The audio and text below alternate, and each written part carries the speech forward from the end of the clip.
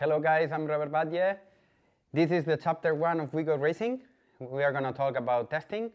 So, I had to make some words here in my computer just to not to forget any word.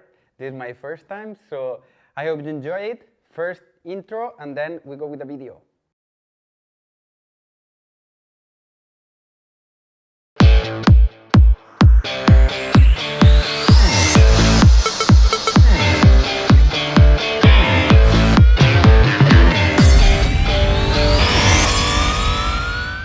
So, here we are. One of my most difficult videos, just to know the way to follow on that video. So, here I have my computer. As I told you, I wrote some words just to follow a little bit. I did it also in Spanish, so I had to do it in English too. It will be a little bit difficult. But I will try to explain myself the best I can. So, first of all, sorry for the English people. I know my English is not perfect, but I do my best. So, as I told you, it has been so difficult for me to know the way to have in this video, just because it's so many different kind of practice and test days for the people. I know maybe someone will say that's not clashing for my driving style or something like that, but I will explain you what I did since I was young, when I started, when I was around 11, 12 years old, and that's what that we followed with my dad since then. So I think more or less it has been a good way to follow. So I want to share it with you, and then you see what you think about it. So, the first thing, I have 3 keywords. I would say to have fun, this is the first one. To be consistent, the consistency. And the third one is to have ability, to grow that ability on racing and just to feel the car from when you are young until now.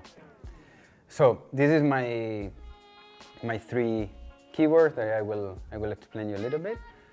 The first one, to have fun, I think is a must. You have to follow, especially when you're a kid, when you have your child, and you sometimes people push them to make RC or any hobby and things like that. I think this is completely wrong. A kid has to have fun while he's driving. Mainly, now we are talking about RC, but it's also for, I don't know, riding bike or any other hobby. So I think this is a must, to have fun for a kid, or also for a 40 years old guy that starts on the RC. So I think for anybody, it's just the main reason to have a hobby, just to have fun. So this is the first thing to do. Also, I saw many times on the tracks, coming from parents or also some brands or just friends or whatever, just pushing the kid to become professional RC driver and things like that. I don't like this kind of things. I mean, if you have fun and you grow as a RC driver and you get finally sponsored and you become professional, it's like a present for you. So you have to be happy, you have to be grateful about it, but you don't have to push yourself to be professional. First, because if you push yourself, it will be like you will not have fun. So you will not arrive to any goal. And then the other thing is, we don't earn money just to have money forever, like a football player or something like that, or F1 guy or things like that. So this is a passion for us. It has been our hobby, our passion, and it became professional one day. But this is a present for us. I don't think when I was young with my dad, we were not thinking at all just to make RC to be professional and things like that. For sure not. We were just having fun, and finally we are here. But it has been like a present, let's say, a gift for us. So this is, I think, the first keyword. Then something here, my dad helped me a little bit, because when I was 11 or 12, I don't know exactly what I did, but he helped me a lot, and I think we have a good, I hope you like it, we have a good history now. So, since I started on the RC, and now I'm still following that thinking, that topic, is to be consistent. Not only on working, not only on going to test or racing every week or every 2 weeks or whatever. Consistency, I'm telling about when you drive. So we are always working on to be consistent driving, always thinking on 45 minutes or 1 hour. I know the e-buggy guys need 10 minutes or 15, so you have to work more on 10 minutes or 15, but when I started on 11, e-buggy were not there, so we had only nitro. So we worked a lot on consistency, on 45 minutes, on 1 hour, and just be consistent like this. Then if the car worked perfect and we had pace enough to be TQ or to have best time on qualifying, better, like a gift for you. But the main reason is just to be consistent, 1 hour long. So normally when I went to race, to test somewhere, I just made quite full test about 1 hour long, continue 1 hour, maybe 2 or 3 1 hours during the day. And if, for example, I had the best lap on 39.1, for example, so I wanted to make a pace of 40.0. So almost 1 second slower than my best lap, but I always try to be on that 40.0 during all hour. So I think it helped me a little bit just to be more consistent during 1 hour. I know then it's starting to be the race, if you're more nervous or less, or if someone touches you or things like that. But the basic is just to think on that, to test and think in 1 hour, and that's the goal, I think, for nitro racers. Then, also one thing I forgot about when kids and so on start to make RC and so on, the most important thing for my family has been the studies. So if you're not studying, you have not RC. So the main thing when you are a kid is to study, to have your school and so on, and then we will start to think on hobby or to be professional or whatever. So the first thing, studying, this is really important, and then you can go on RC and so on. Then, the thing about 1 hour, then the next thing is to have the ability, to grow an ability. To make that, I had a little trick when I was young. I took go-kart tires, for example, that they were small, they are quite small, or some cones, things like that for the construction or something like that, the small ones. And I put it around the track. So it means if you have the curve here, then I let like 1 meter and I put a cone or a tire, and I had to go through there all time. But not only in that corner, also coming into a jump or in the middle of a sweeper, middle of a chicane, whatever. Even sometimes it was like outside of the line, just to control the car at any time. So if, for example, you're the off-road guys, we have to get a little bit maybe more ability than asphalt. I'm not telling this is easier or more difficult, just talking about ability, just because we have dust, then blue groove, then bumps, then stone, whatever, many things that you are just making what you can sometimes. So that ability to say, no, now I will put my car on these 30 centimeters or on this meter, whatever. It helped me when I was young, putting everything like cones and tires everywhere in the track. So first I have to go through the track, but at the same time, sometimes I have to make like a checkpoint, you know? So I had to go through that meter or half a meter and just to go through there with the car. So then step by step, you're getting better and better and you win ability.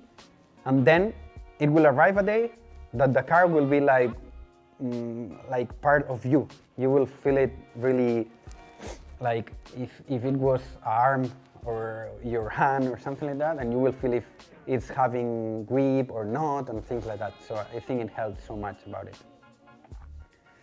About races, I always think mainly at the